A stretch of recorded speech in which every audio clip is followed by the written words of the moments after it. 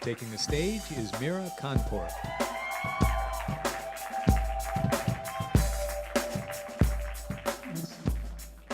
Hi, I'm Mira, and I'm from Mumbai, which is a city that's so great for so many things, but like many other cities, it's not always so great if you're a woman. It's a city where sometimes when women get raped, they're asking for it. And it's a city where sometimes you have to have male coworkers go with you to meetings because women don't have enough credibility. It's a city that a lot of times is telling women that if they don't belong to their men, they don't belong at all. But I didn't always live in Mumbai. And by the time I moved to New York, I had lived in a few different places, and I learned pretty quickly that this isn't just India, that issues like this are everywhere. And it doesn't matter if it's catcalling or being told to cover up. The world is always telling us something. We're always being evaluated and judged or being screamed at to change. All you have to do is walk down the street here in New York, and you'll hear things like this. How you doing today? Smile. That's not good. Smile. What's up, beautiful? Have a good day. Hey, what's up, girl? How you doing? Somebody's acknowledging you for being beautiful. She said thank you.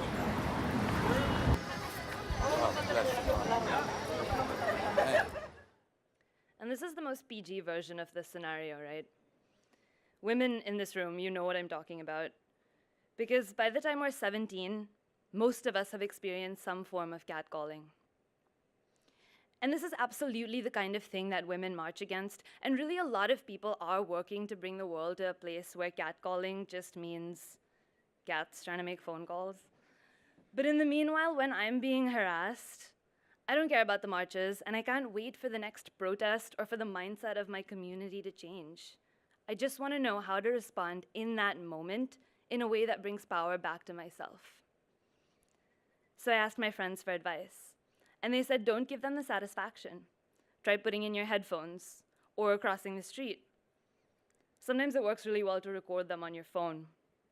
It turns out there's even an app for situations where you feel truly threatened. I reached out, and friends, acquaintances, and a lot of people in my network really wanted to help. And this was so interesting because everyone had their own tips and tricks and their little ways to deal. And they shared their tips with me, and I wanted to pass on the favor. So I created FEM-FM, the Female Field Manual. FEM-FM is a crowdsourced guide to dealing with everyday misogyny.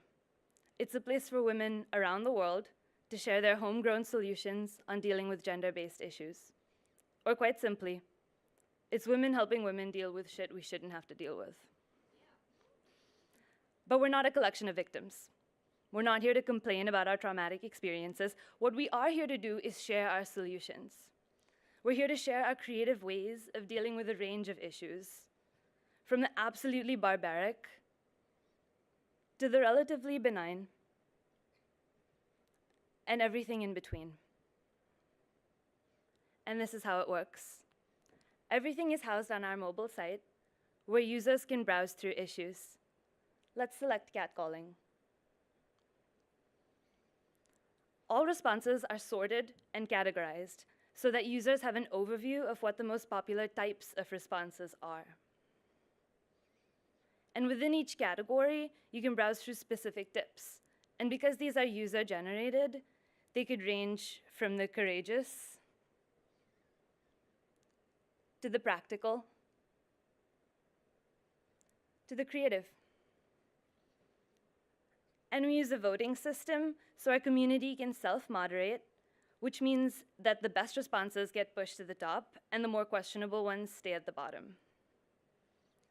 And while we totally understand that we can't prescribe answers for every problem on the planet, our goal is to inspire women that they don't have to suffer in silence.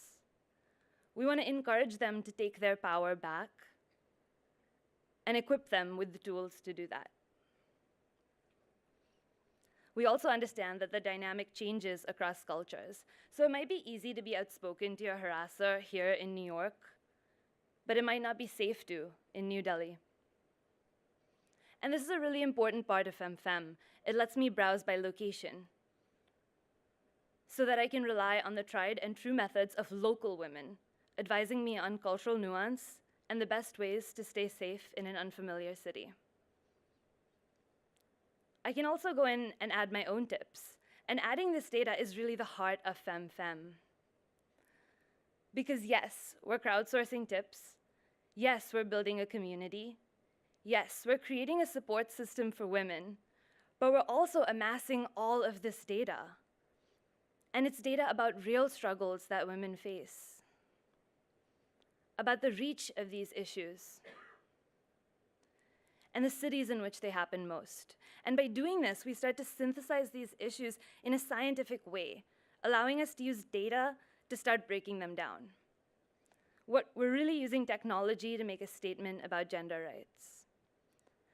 And a lot of websites are also working towards this cause, some that are driven by content, others that campaign, and those that catalog one-off instances and stories. And while none of them really address gender issues the way FEM-FM does, using crowdsourcing and data as a lens through which to share experience, we're all still fighting on the same side.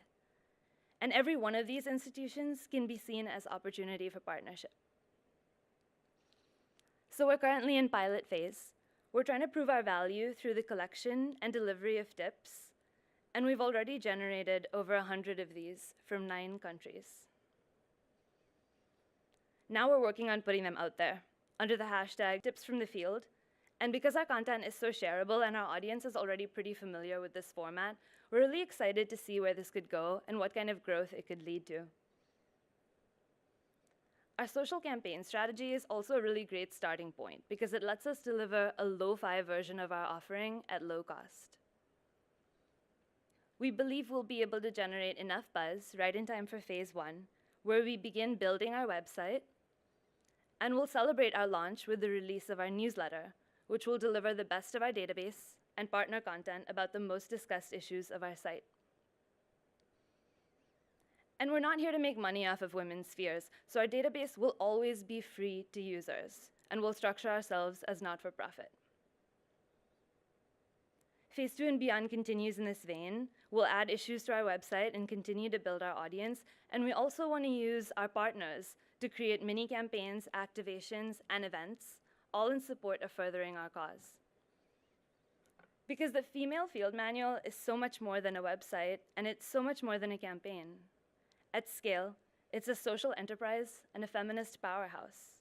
We're creating community and acting as a catalyst for change. So I invite you to join us in this journey, because while society may have become adept at ignoring the voice of one woman, it certainly can't ignore thousands. Thank you.